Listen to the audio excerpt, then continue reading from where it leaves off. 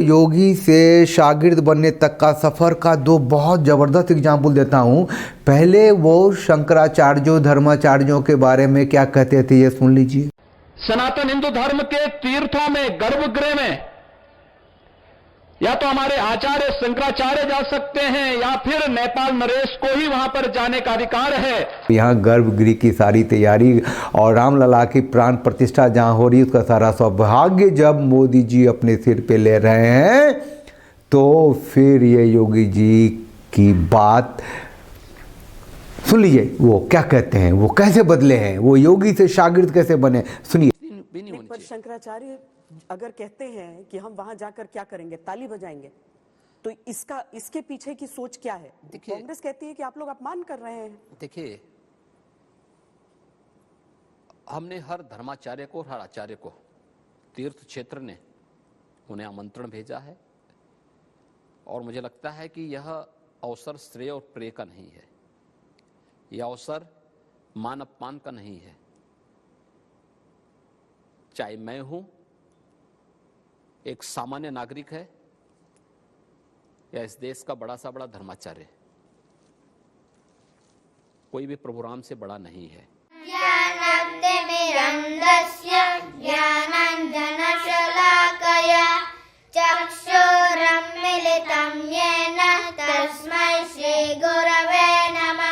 जय सिया राम, हरिओम। योगी जी के बारे में बात करने आया हूँ, जबकि ये प्राण प्रतिष्ठा होने वाली है, सब राममय है, राम की चेतना का पुनरुद्धार हो रहा है और राम की चेतना में सना हुआ है पूरा राष्ट्र। तो जो चंद थोड़े से लोग हैं जो ये देख रहे हैं, सुन रहे हैं, समझ रहे हैं कि ये जो राम की चेतना का पुनरुद्धार है, उसके पीछे सौदा है, इस्लामीकरण है, मोहम्मद बिन अब्दुल्ला मस्जिद का निर्माण है सुप्रीम कोर्ट के आदेश से, तो सुप्रीम कोर्ट में जाना भी सौदा ही था। एक तस्वीर देखिए आप, मोदी जी जो हैं वो योगी जी के कंधे पे हाथ रखे हुए हैं और बड़ी तरीके से फ़ोटो क्लिक किया गया है, आगे से किया गया, पीछे से किया गया है, उनका वॉक लिया गया है और लगा कि राष्ट्र को एक दूसरा नेतृत्व मिलने वाला है जो हिंदूवादी प्रखर चेहरा है। ठीक, इस वक्त तक ये बात फैल गई थी, सोशल मीडिया में आवाज़ें आने लग गई थी कि ये 2021 की तस्वीर है कि मोदी नहीं योगी चाहिए।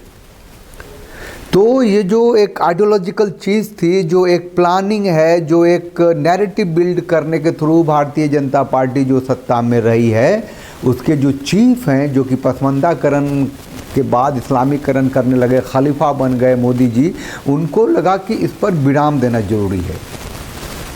तो ये खलीफा मोदी जी ने किस तरह से योगी जी को अपना शागिर्द बनाया, इसे थोड़ा समझने की कोशिश करते हैं। योगी जी कुछ नहीं कर सकते क्योंकि मोदी जी का कार्यक्रम है और मोदी जी के निर्देश पर जो कुछ भी निर्माण कार्य हो रहा है वो हो रहा है। योगी जी कैसे बोल सकते हैं? तो उनकी भी अपनी सीमा है। वही बात कि अभी भी एक धर्म संकट में है, तो रहेगा, क्योंकि आप किसी के मातहत हो। आपने देखा नहीं चित्र कि मोदी जी योगी जी के कंधे पर हाथ रख करके बात कर रहे हैं। धर्म की दृष्टि से जब हम देखते हैं तो हमारे यहाँ जो सन्यासी है, योगी है, वो थोड़ा अलग दर्जा रखता है और उसके साथ उसके कंधे पर राजनेता के द्वारा हाथ नहीं रखा जा सकता। लेकिन चूंकि वो राजनेता भी हैं, इसीलिए अगर केवल योगी होते तो ये ना तो मोदी जी करते और ना तो योगी जी करने देते।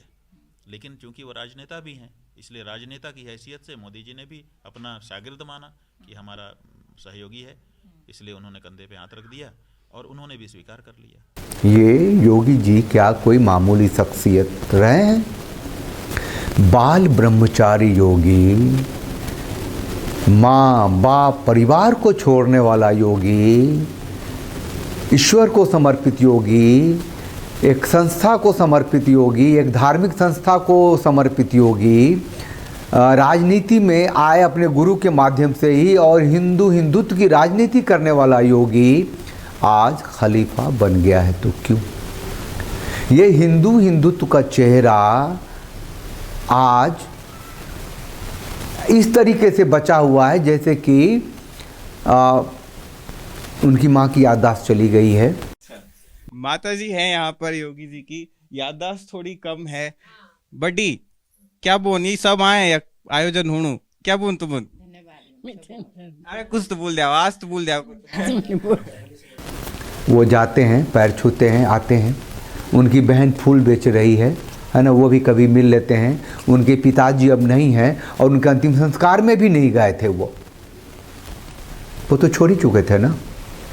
फिर इतना मतलब इतना त्याग, इतना समर्पण वाले योगी एक खलीफा के शागिर्द बन के जी रहे हैं। जरा सा मैं आपको बताता हूँ। तो ये तस्वीर है योगी जी की कालबे के साथ। वो सिया मौलवी हैं और वो ये कहने के लिए आए भैया CAA के दौरान जो उत्तर प्रदेश में थोड़े दंगे हुए थे, जो आपने लोगों को गिरफ्तार किए हैं, उसमें जरा जो मुसलमान हैं उन पर थोड़ा रहम करो, उसको छोड़ो, ये कहने के लिए आए हैं। एक दूसरी तस्वीर ये है कि वो ये कहने के लिए आए हैं कि जब मोदी जी ने पसमंदाकरण किया है, जो मुसलमान दबे थे, कुचले थे, नीचे थे, गिरे थे, जिनका शोषण किया गया था, उनका उत्थान हो रहा है, तो शिया मुसलमानों की तरफ भी ध्यान दो। वो लोग भी दबे कुचले हैं, वो भी ठगे गए हैं बहुत तरीके से, और पिछली सरकारों ने शिया के साथ बहुत अन्याय किया है। ये तस्वीर देख लीजिए, ये है सुप्रीम कोर्ट से जजमेंट के बाद जब 5 एकड़ ज़मीन देनी थी, तो ये लोग सब मिलने आए हैं, पूरे प्रतिनिधि जो हैं वो मिलने के लिए आए हैं मोदी योगी जी से। भैया योगी जी जल्दी से 5 एकड़ ज़मीन दो और कुछ करो, अब हम भी वहाँ शानदार आलीशान मस्जिद बनाएंगे। अभी वर्तमान की बात कर लें तो योगी जी ने हलाल सर्टिफिकेट को का बैन कर, नहीं ये इस्लामीकरण है राष्ट्र का, धमाका धमाका पूरा मीडिया तर तर तर तर भर गया था। योगी जो है ये ही है वो शख्सियत, लेकिन तब तक उनके कंधे पे तो हाथ आ चुकी थी। भैया हलाल सर्टिफिकेट का क्या हुआ, बैन हो गया। बैन भी तो थोड़ा सा उन्होंने जो कहा था कि भैया ना उसकी खरीद होगी, ना बिक्री होगी, ना ये होगा, और ये मुद्दा ये निकल के आया बाद में कि भैया दो, तुम लोग जो भी हलाल सर्टिफिकेट चाहते हो एप्लीकेशन दो, सरकार देगी। टाई फीस हो गया। और योगी जी के कंधे पे जब खलीफा का हाथ है तो उन्हें शागिर्दी करनी पड़ेगी। अरे हंगामा हो गया, सुप्रीम कोर्ट का आदेश है भैया वो मस्जिदों से लाउड स्पीकर हटाओ। मस्जिदों से लाउड स्पीकर हटाने के लिए मंदिरों से भी लाउड स्पीकर हटाने शुरू कर दिए। बंटवारे के बाद के भारत में भैया मुसलमानों को मतलब प्राइम मतलब जो टॉप ग्रेड की सिटीजनशिप तो उन्हीं की है। यहाँ की राजनीतिक सत्ता ने तो हिंदुओं को 3रे 4थे 5वें दर्जे का बना दिया। कहाँ है वो लाउड स्पीकर, फिर से चढ़ गए। कई मुसलमान देशों में मस्जिद के ऊपर के लाउड स्पीकर कानूनन बंद करा दिए गए हैं। आखिर क्या कारण है कि भारत की सरकार हम हिंदुओं का उंगली से दबाया हुआ वोट लेकर के भी अजान को बैन क्यों नहीं कर रही है? भारत की न्यायालय आखिर इस लाउड स्पीकर को बंद क्यों नहीं कर रहे हैं, जिसमें प्रतिदिन 5 बार हमारे देवी देवताओं को छोटा दिखाने का प्रयास किया जाता है। मोदी जी ने कौमी चौपाल बनाया है। कौमी चौपाल जब ये रामलला की प्राण प्रतिष्ठा 22 तारीख से हो जाएगी तो ये कौमी चौपाल पूरे देश में मुसलमान के एरिए में जाएगी और योगी जी को इसका खास तौर से दिया गया जिम्मेदारी कि पूरे उत्तर प्रदेश में घूम घूम के मुसलमानों को आप ये बताएं कि जो सुप्रीम कोर्ट का निर्णय था तब ये राम मंदिर बना है और इसमें भारतीय जनता पार्टी का कोई हाथ नहीं है, सुप्रीम कोर्ट का है और ट्रस्ट बना रही है। पैसे भी उसने लोगों से चंदा इकट्ठा करके एकत्र किए। तो चूंकि ये प्रधानमंत्री हैं, हिंदू हैं, तो ये उनकी जिम्मेदारी थी कि वो उसमें शरीक हों।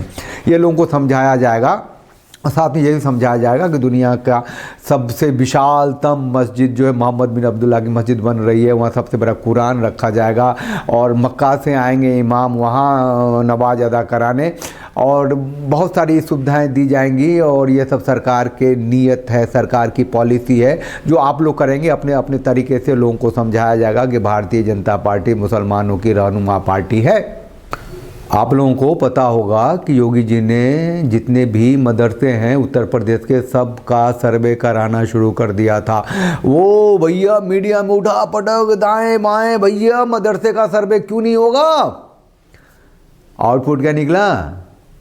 और फिर ये निकला कि मदरसा की फंडिंग बढ़ गई है और मदरसे की जो पढ़ाई है, जो तालीम है, जो डिग्री है, जो खुल के लोग कहते हैं मौलाना मौलवी नवाज अदा करने वालों के लिए है, वो कुरान की शिक्षा देने वालों के लिए है, वो उसकी डिग्री को वहाँ कहते हैं अंग्रेजी भी पढ़ा, मैथी पढ़ा, और उसकी डिग्री को, मदरसे की डिग्री को योगी जी ने रिकॉग्नाइज कर दिया है और प्रमाणित किया है कि वो मदरसे से पढ़ के आप देश की सेना में भी जा सकते हैं।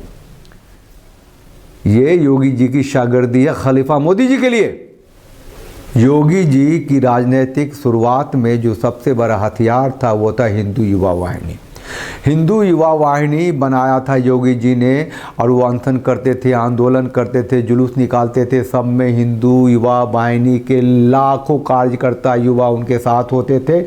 उसे ख़त्म करना पड़ा योगी जी को, क्योंकि उन्हें मुख्यमंत्री बना दिया गया।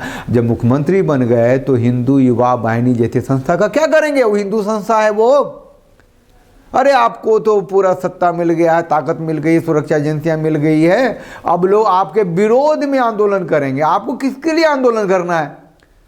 योगी जी अगर चाहे भी तो अब कट नहीं सकते भारतीय जनता पार्टी से। कहाँ जाएंगे? शागिर्दी तो उनको करनी पड़ेगी। हम कहते हैं खलीफा मोदी में इतना दम है, इतनी ताकत है, इतना प्लानिंग है उनकी विचारधारा नहीं, उनका तंत्र इतना मजबूत है। ACOIPL जो अमेरिका की ट्रेनिंग है वो इतनी ज़बरदस्त है कि जो सेकेंड लाइन के जो लीडर्स हैं भारतीय जनता पार्टी के, जिसको लेकर के आते 2-3 साल पहले हम कहते थे कि ये हिंदुत्व का चेहरा है, आते थे, बोलते थे आप लोगों के सामने, वो योगी भी शागिर्द हो गए हैं। हेमंता तो कांग्रेस से ही आया है, शागिर्द है, धामी भी शागिर्द है, और कर्नाटक के खट्टर है तो वो तो खैर गुलाम ही है। तो कुल मिला के जो भारत की सत्ता की व्यवस्था है वो हिंदुत्व को ध्वस्त करने वाली है, ख़त्म करने वाली है।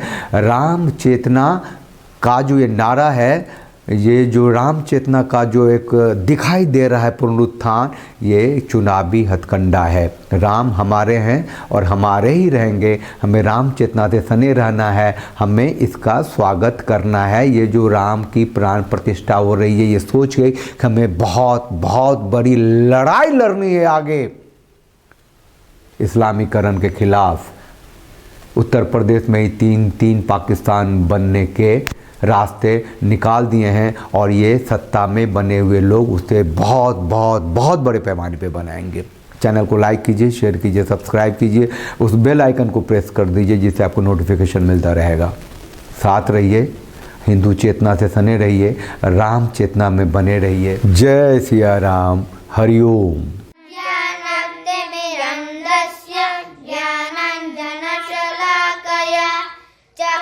चक्षुरुन्मीलितं येन तस्मै श्री